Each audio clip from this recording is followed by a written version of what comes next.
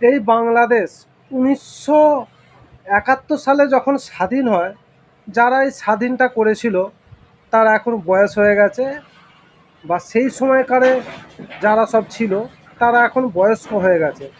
এখনকার এই নতুন ছেলেরা জানে না যে পাকিস্তান কী জিনিস, পাকিস্তান যে কী ধরনের অত্যাচার করতো সেটা এরা জানে না।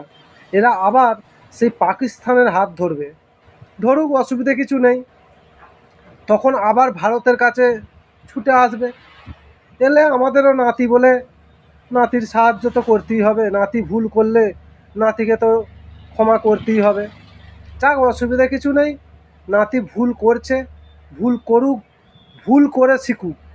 ভুল করে যে শেখে তারা যদি মনে রাখতে পারে মনে রাখুক, বারবার যখন ভুল করে করে ঠকে ঠকে শেখে সেটাই আসল শেখা।